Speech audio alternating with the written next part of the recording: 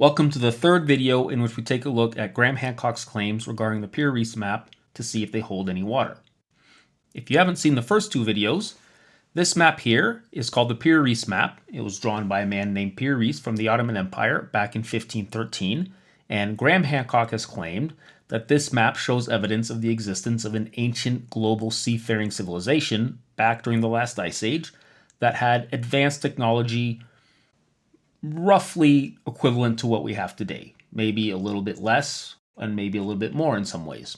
This is not a theory he came up with himself. This is called the Hapgood hypothesis and was developed by Charles Hapgood back in the 1950s. But he does appear to have his own slight variation on it. So why does Hancock believe this map shows evidence of this ancient civilization? Well, he points to four main features on this map that he says demonstrate this. Two of them we already covered in the previous two videos.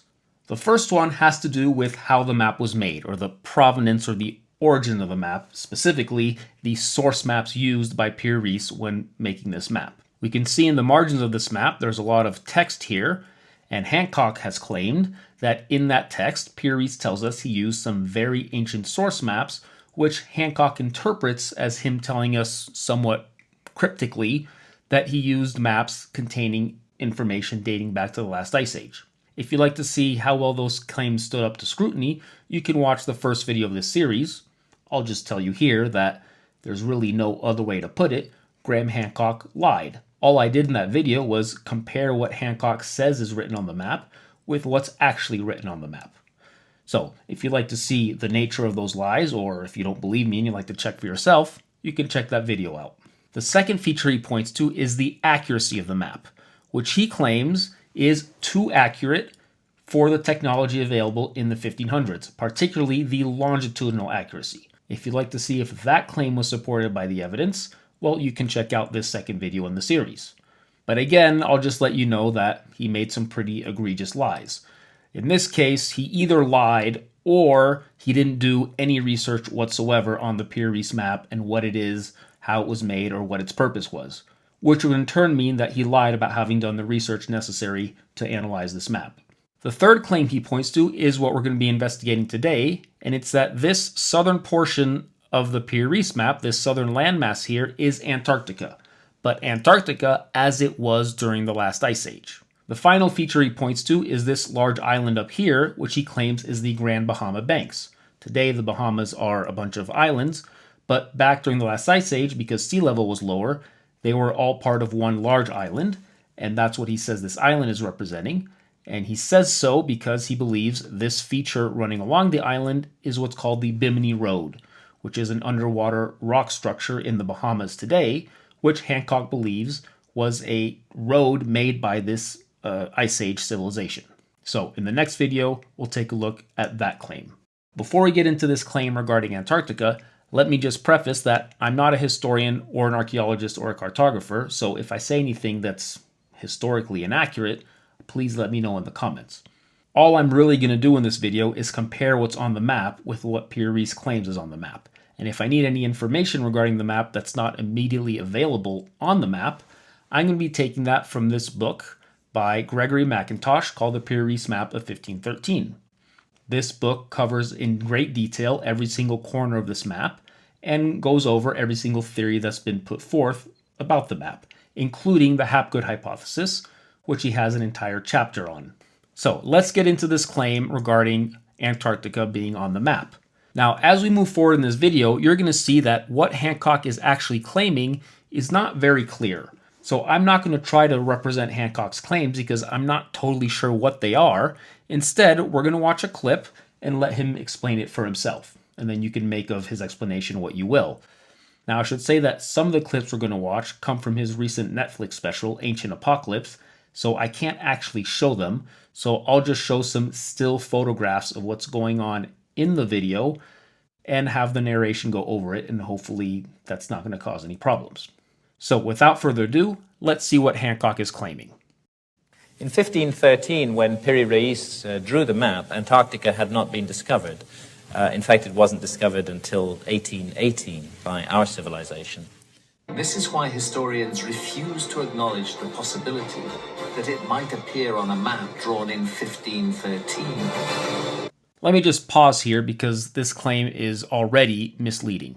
This is not why historians don't believe that this land is Antarctica. It's just one of a number of reasons as to why they don't believe it. And we're going to see what those reasons are further along in the video. But the way he's presented it here is a little bit misleading. Let's continue the video. But if that is Antarctica on the Piri Reis map, why is it so oddly oriented and connected to South America?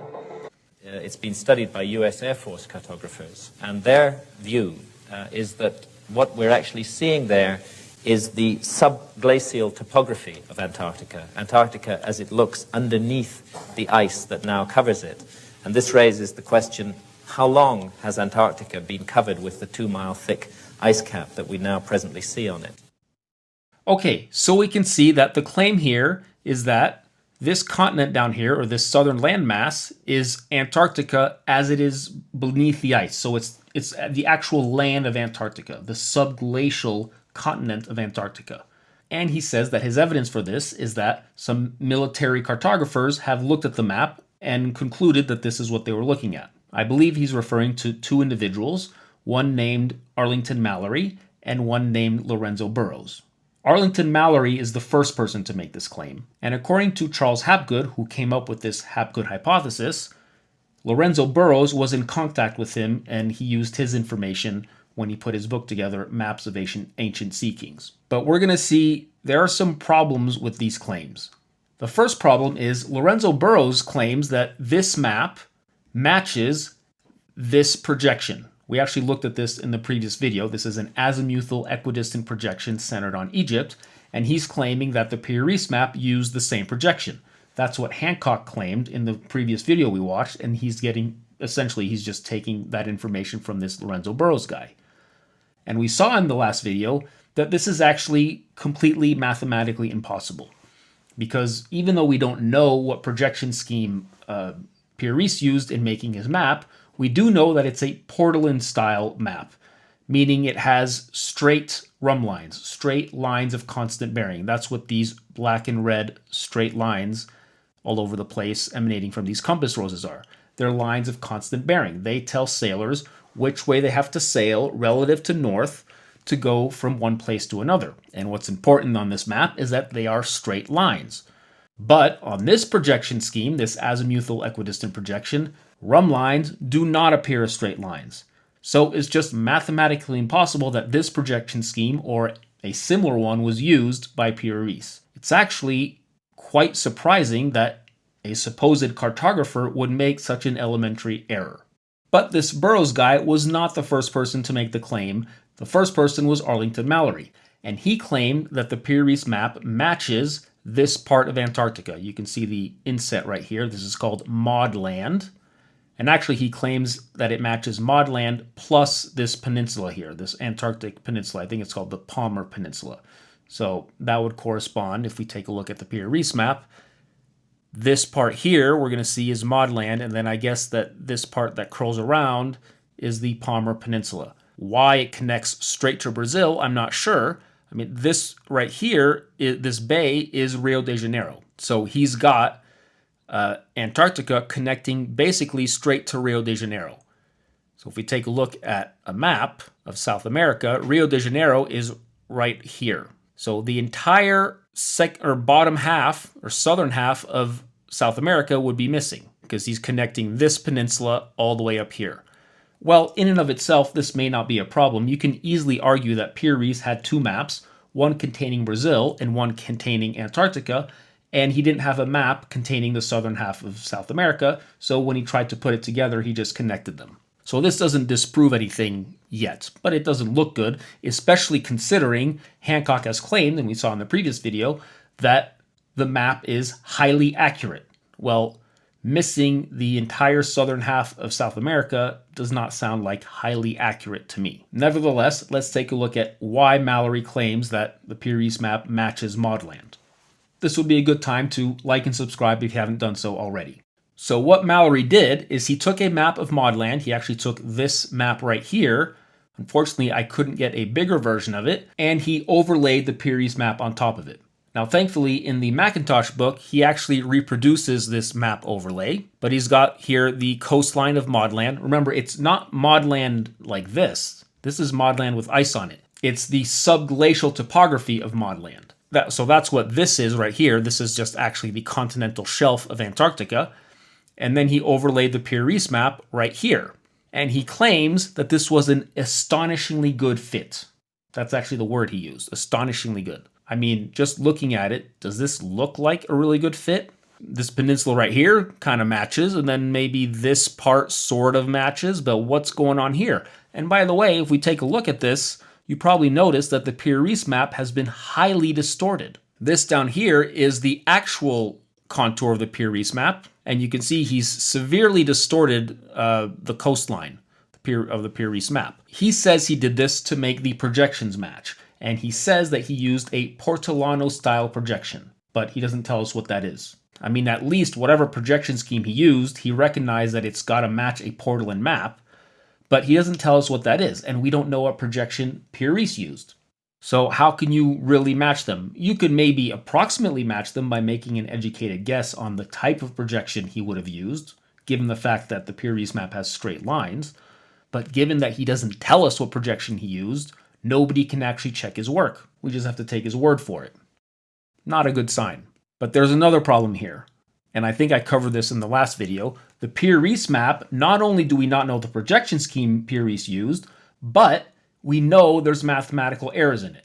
And that's because he has two length scales on here at different latitudes, and they're the same. One of these bars you can figure out is 2,000 Turkish miles, which is a little bit more than 2,000 American miles. And the fact that we have the same scale length everywhere on this map is not mathematically possible, because you cannot have a map that has both straight run lines and a constant scale length all over the map. That's just impossible to do mathematically. So we know there's something mathematically wrong about this map, but given that we don't know the exact details of the projection scheme Piri Reis used, we don't know what those mathematical errors were or where they are. So for Mallory to actually be able to compare these maps and adjust the projection to make it fit the coastline of his modern map, he would have to first know what projection scheme Piri Reis used, and then know what mathematical errors he made and where he made them so that he could undo those mathematical errors and then adjust the projection correctly to his modern map, which is impossible, given that there's no way for him to know what the mathematical errors were, and we don't know what projection scheme he used. So that's a major problem here. But then there's another problem. If we take a look at the modern map, he actually does have a scale length on here. This bar is 50 miles, and if we look at the distance from this peninsula to this one, we can count the number of bars. So we got 1, maybe 2 over here, 3, maybe 3.5 or so. So since one bar is 50 miles, we're looking at something like 150 to 200 miles from this peninsula to this one, straight across. Now, if we compare that to the Piri Reis map, here we have a scale length of 2,000 Turkish miles, which is going to be more than 2,000 American miles. And if you move that over here, the distance from this point to this point is basically exactly one of those bars. So 2,000 miles. Maybe a little bit less because you're at a latitude further away from the equator. So in reality, the scale should shrink down. But roughly, you're looking at about 2,000 miles, whereas here we were looking at about 200 miles, which means in order to make this coastline match, he's had to reduce the scale of the Piri Reis map by a factor of about 10 on top of the distortions. So that is a major problem, and one that's rather surprising given that this guy is supposed to be an expert cartographer. So in summary, the evidence that these maps match come from two different cartographers, one of them who's using a projection that's mathematically impossible, and the other one who's had to heavily distort the map and reduce the scale by about a factor of 10, all while not telling us what projection scheme he used. Honestly, given all these problems and inconsistencies, I'm a little suspicious that these guys even looked at the map or that they actually were qualified cartographers. Now, all of this is still ignoring one glaring problem, or actually two glaring problems that you might have caught right from the beginning. They are claiming that the Piri Reis map matches the subglacial coastline or subglacial continent of Antarctica, and that this points to the map being made during the last ice age. Well, why would a map in the last ice age show Antarctica with no ice on it? Shouldn't it show it with more ice on it? Well, it turns out that Hapgood and these other guys back in the 1950s were for some reason under the impression that Antarctica was ice-free during the last ice age. I honestly have no idea why they thought this. Maybe people thought that at the time. If you know why someone would have thought this, please let me know in the comments, but it seems like a rather odd thing to believe, given that the coldest place on Earth is in Antarctica, and during the last ice age, it would have only been colder. Even if it were true that Antarctica was ice-free during the last ice age, this is not the map you would draw. This is a map of the continental shelf with no water around it. It's just the subglacial topography. Someone mapping the coast of Antarctica with no ice on it would have mapped the coastline, not the continental shelf. They would have mapped where the water from the ocean meets the coast. To clarify what I mean here, let's take a look at this map of Florida. Here we have the modern coastline of Florida. In black, we have the coastline of Florida back during the last ice age when sea level was lower. And then out here, you can see the actual topography of the continental shelf. So if someone were mapping the coastline of Florida during the last ice age, they would not map the continental shelf. They would map this black line, which may or may not follow the outline of the continental shelf. So the problems here keep piling up. But as we already mentioned, all this is moot because Antarctica was not ice-free during the last ice age. So you would think that this would have just killed that theory right away. Well, you may be surprised to learn that this did not kill the theory. Numerous explanations have been put forth to try to get around this problem, including things like aliens mapped it with some alien technology from space, or this ancient civilization had very advanced technology, something like LiDAR or something, where they were able to map the coastline or map the continental shelf through the ice. But Hapgood had another explanation for this, and it would appear that Hancock goes along with this explanation. So let's take a look at what Hancock says to explain why Antarctica would be mapped with no ice. He proposed a phenomenon that he called Earth crust displacement, whereby from time to time the entire outer crust of the Earth, like the skin of an orange, might shift, leaving the core of the Earth in place, so that it could shift. So if you imagine a very loose orange skin, the fruit is inside, it's staying in place, but you're shifting the skin around it. Well, obviously then, if that happens, Antarctica could have been in warmer latitudes and could have been shifted into colder latitudes. And how often does this happen? Well, does it happen at all is the first question. I mean, of all the theories I've looked at and supported, this is the one that I've come in for the most criticism for. And the standard academic response to that is, look, Antarctica's been frozen for millions of years, and that rules out the whole Earth crust displacement argument. Okay, so we see that to get around this, Hapgood came up with the theory called Earth crust displacement, so that Antarctica was in warmer latitudes, probably somewhere around the tropics if it's going to be completely ice-free. And as Hancock says, well, that can be easily ruled out because we know that Antarctica has been covered in ice for millions of years. Although, that's only one of a plethora of problems with this theory. But what's really strange here is that Hancock does not seem to refute this, because he doesn't seem to realize that this completely refutes a bunch of his other claims. This island, remember, is the Bahamas during the last ice age, and one of his arguments for that is that it's in the right place. If the entire skin of the orange, the skin of the Earth, had been rotated such that what is now at the South Pole were in the tropics, the Bimini Road and the Bahamas would be in a completely different place. It's almost like he's a pathological liar, just making one lie after another in order to force his theory to be correct without any sort of awareness whether his future lie or his next lie is in accordance with the previous lies. Is the list of problems with this theory long enough yet? And almost every problem is a theory-killing problem. Well, we're not done yet, because Hancock talked about the Piri Reis map in his recent special, Ancient Apocalypse. So let's take a look at what he said in that special.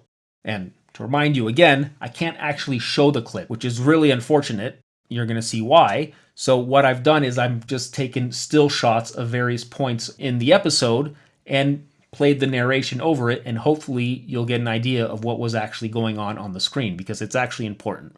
So let's see what Hancock said in his Netflix special. Have a look at Antarctica's coastline, not as it is today, but as geologists think it was, when sea levels were lowered and the southern ice cap extended north during the last ice age. If you trace out Antarctica's ice age coastline, it looks a lot like the one on the Piri Reis map. Dude, show it! Show it to us! What is wrong with him? Did you see what he just did? He's claiming that the Piri Reis map looks a lot like Antarctica during the last ice age. And does he show us a map of Antarctica? No. Instead, he literally made a map, drew a map digitally, but drew a map, and then colored in the coastline of the Piri Reis map in icy colors and said, oh, it looks exactly like Antarctica during the last ice age. Well, if it looks like it, show us a map of Antarctica during the last ice age and show us that it actually matches the Piri Reis map. Don't draw it by hand. Anyone can do that. What is wrong with this guy? I mean, I don't get it. He has been saying for the last, decades of his career that nobody is taking him seriously, that he's got the evidence, that archaeology is corrupt. He's got the evidence and they won't listen to him. And now he's got a golden opportunity. He's got a Netflix special. Every archaeologist in the world, especially the ones who don't like him, are going to be watching this at least out of a curiosity to see what he says. And he can prove to the world, I've got the data. You have to look at it now. You can't ignore it. And what does he do? He pulls a James Harden in the playoff closeout series. Gives you nothing. I almost feel bad for him. I mean, I really think he just does not understand how to do proper research. It seems like he's under the impression that his word should be taken as evidence. Irrefutable evidence.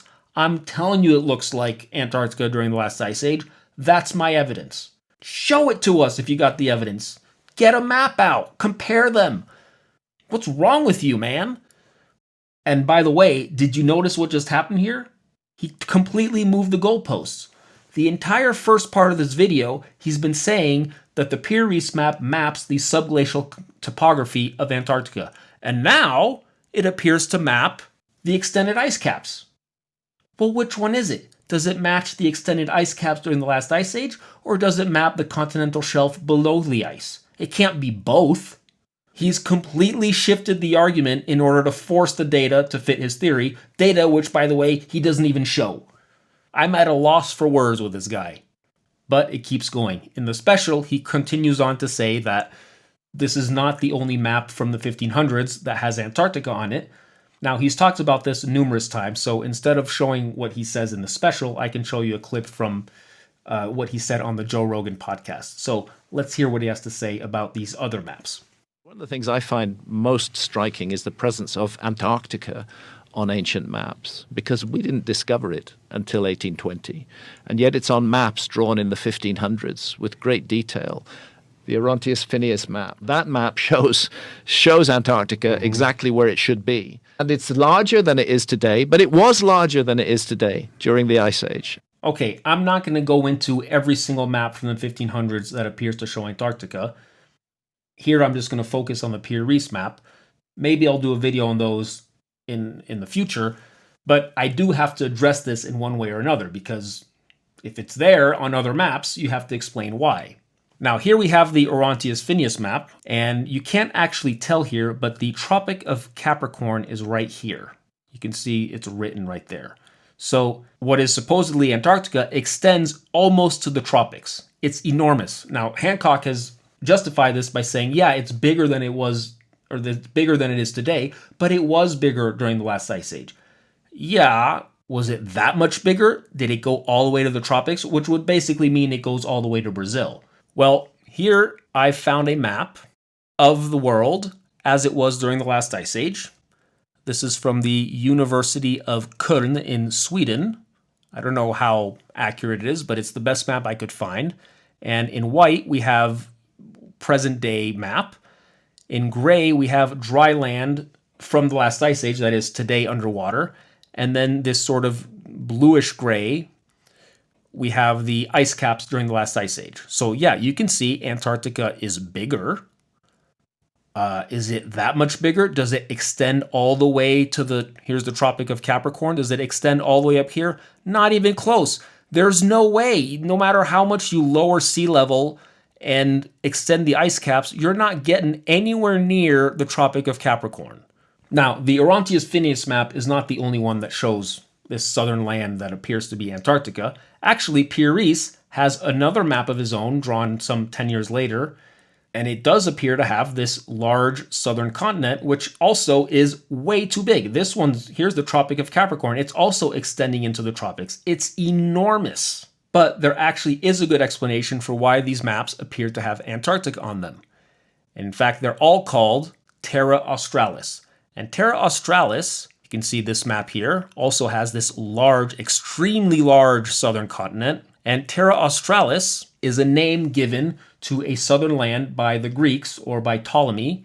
I'm not sure if it was him or if it predates Ptolemy, but the idea was, by the Greco-Roman world, let's say, that there was too much land in the south, or too much land in the north.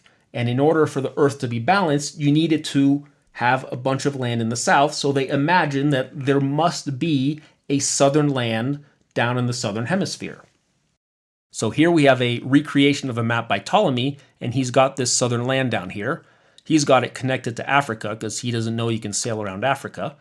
And it turns out that this southern land is on all these maps in the 1500s, or at least a lot of them. So here we have the Piri Reis map. It's on this map right here, and you can see it looks very different than on any other map. It's over here also, and again, it's enormous, extending into the tropics. So you can see it's on a bunch of different maps. And one thing Hancock is omitting here is that if you actually read what all these maps say on this southern continent, all of them say something like, this is the Ptolemaic continent, or this land is theoretical, or this has just recently been discovered but is not very well understood. They usually call it Terra Australis, which is what Ptolemy called it, or they call it Magellan's continent or something like that, or they call it Tierra del Fuego. So very briefly, you can see what's going on here. There's a tradition from older maps to include it because Ptolemy said it must exist to balance out the Earth. On the other hand, they're calling it Magellan's continent. Why would they call it that? When Magellan sailed around the world, he sailed through here, the Strait of Magellan, and he saw this land south of him. And people thought this must be the southern land because he's really far south here. So he's discovered the southern land, and they're calling it the land of Magellan. And that's why they're also saying this was recently discovered, but it's not very well understood. It's not until 100 years later, when someone actually sails around Cape Horn, they sail around the tip of Tierra del Fuego, that they realize this is not Ptolemy's southern land. And all of a sudden, Antarctica starts to disappear. Or this southern land that Hancock is claiming is Antarctica, disappears from the maps. They realize this was not the southern land, and so now we don't have Antarctica on the maps anymore until it's actually discovered in the 1800s. Now, in the case of the Piri Reis map, there's probably a different explanation. And this has to do with the fact that he gets all his information for this southern portion of the map from the Portuguese. We know this because he says so all over the map. He keeps saying, and we're going to read it in a little bit, what's actually written on this map, that he gets this part, this entire part, in fact, pretty much the whole southern half of this map, he gets from the Portuguese. And the Portuguese have a vested interest in making sure that all the land that is discovered is as far east as possible. You may recall from the previous video that the Portuguese and the Spanish had a treaty that any lands discovered west of a certain line belonged to the Spanish and east to the Portuguese. And that line is about here, running through Brazil. If we zoom out continent of South America, it pretty much goes right through here. So when the Portuguese were mapping out new lands, they would actively try to make them as far east as possible in order to claim they belong to them. And in the case of the Piri Reis map, if you watched my first video, you'll know that in the book he argues that this map here, which is called the Lopo Ome map, or it's also called the Miller Atlas map, or the Miller Atlas, that both these maps likely use the same source map. This is a Portuguese map. And he tells us in that book, he says that we actually have a historical record that this specific map, this Lopo Ome map, was made by the Portuguese for the purpose of showing the Spanish that you could not sail around the New World. Because they don't want the Spanish trying. They want to say, all this land belongs to us. Don't even bother sailing around. We've mapped it out. The New World is connected all the way around to Asia. You can't sail around it. And Mackintosh argues that it's likely that these two maps use the same source map because this portion of this southern continent is rather similar. You've got this curling around here with a set of islands here. You got a set of islands here where it curls around. Then you've got another set of islands right here with a large island. I don't know if you can see it. It's right here. And then that comes to like a cape, a point here. And then we don't actually know what's going on past here, but that's why he suggests that it's likely that the entire map looked something like this, very similar to this one. So that's likely why the Piri Reis map has the southern part of South America curling to the right. This is not Antarctica, this is actually the coast of Argentina. And just to give a little more weight to my point here, we can take a look at this map. This is called the Cantino Planosphere. And this is a Portuguese map that was stolen and smuggled into Italy, but it was drawn by the Portuguese. And you can see here we have the line of the Treaty of Tordesillas, and let's take a look where it's going through. It's actually going through this portion of South America where it should be here. So the entire continent of South America has been shifted over quite a ways east in order to say, well, this land actually belongs to the Portuguese. If we zoom in, we can see we have this point here, Cabo de Santa Marta. And that, turns out, is right here. It's this cape right here. So if we zoom out to see where that is, the Treaty of Tordesillas line is basically right here.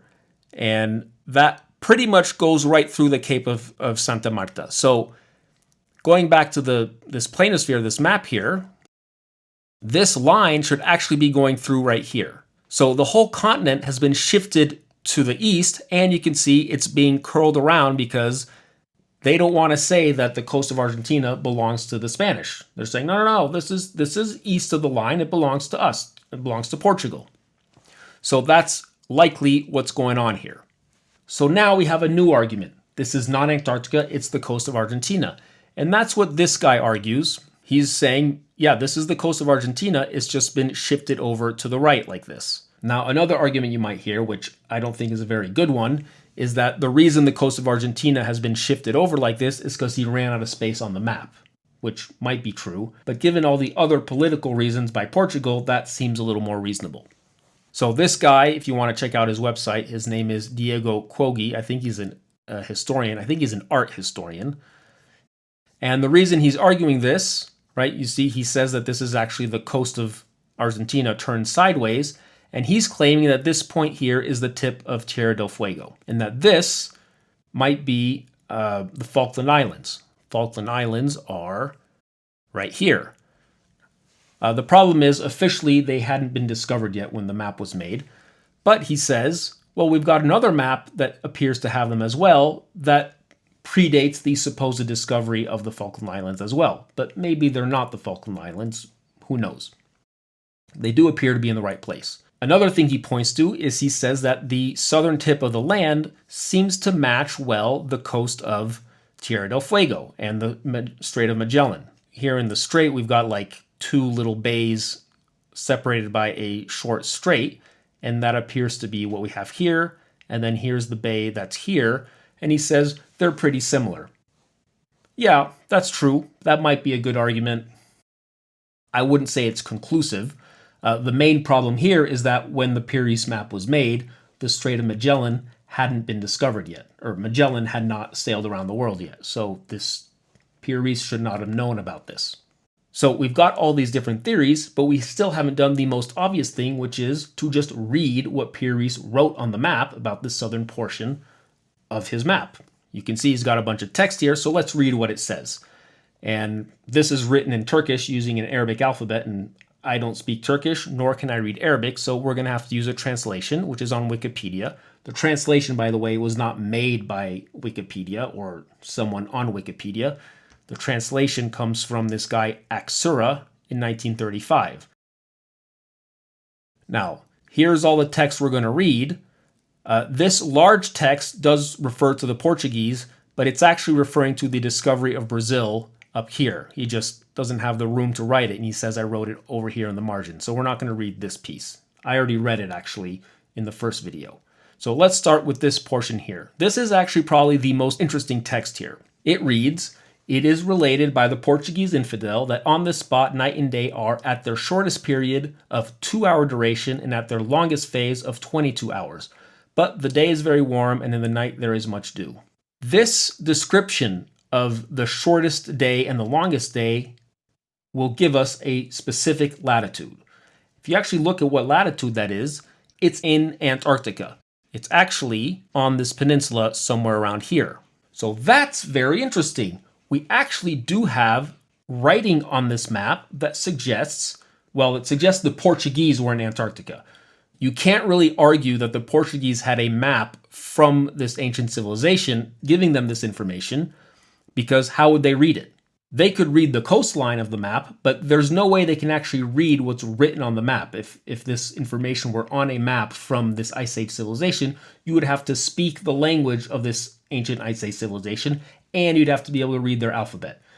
So what's going on here? Well, one thing we have to point out is that this convention for giving your latitude is a Ptolemaic convention. Ptolemy did this on his maps. Instead of giving a number for his latitude, he would give the length of the days on the summer and winter solstices. And from that, you could infer the latitude. So why would this latitude, which appears to be in Antarctica, show up right next to Rio de Janeiro? Right? Rio de Janeiro is right here. Well, again, probably the best explanation is that the Portuguese made this up because they don't want the Spanish trying to sail around South America. So they're telling the Spanish, on whatever source map Piri Reis used, we sailed here and it's really far south. So you're not getting any further south than this. You can't sail around South America. And by the way, the second sentence in this paragraph says that the day is very warm and the night there is much dew, which does not match Antarctica. So now let's continue to this text here. "And in this country, it seems that there are white-haired monsters in this shape and also 6-horned oxen. The Portuguese infidels have written it on their maps." So again, he's getting this information from the Portuguese. Then we have an island here. It's not clear what this island is supposed to be. There's been a few suggestions. One is that it's supposed to be the Falkland Islands, even though they hadn't been discovered yet officially. There's also a suggestion that this is actually a mythical island that Alexander the Great sailed to in the Atlantic. I think it has to do with the similarity of the name here. So here he writes, "These islands are deserted, but there are many spices." "There are many spices" does not match Antarctica. And then we have this last piece, which is very interesting. "This country is barren, everything is in ruins, and it is said that large snakes are found here." Not something you would find in Antarctica during the last ice age, or today.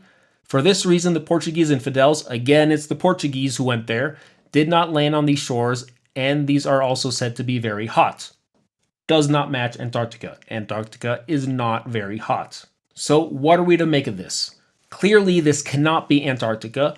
Only this text here suggests something that could be related to Antarctica, but probably this is made up in order to make sure nobody can sail around, or the Spanish don't try to sail around Latin America. I mean, the alternative is you say that this paragraph is correct and everything else is wrong, because nothing else matches Antarctica. There's snakes and it's hot and there's a lot of spices. Does not match Antarctica. So let's try to figure out what this coastline might be, just by comparing to a world map.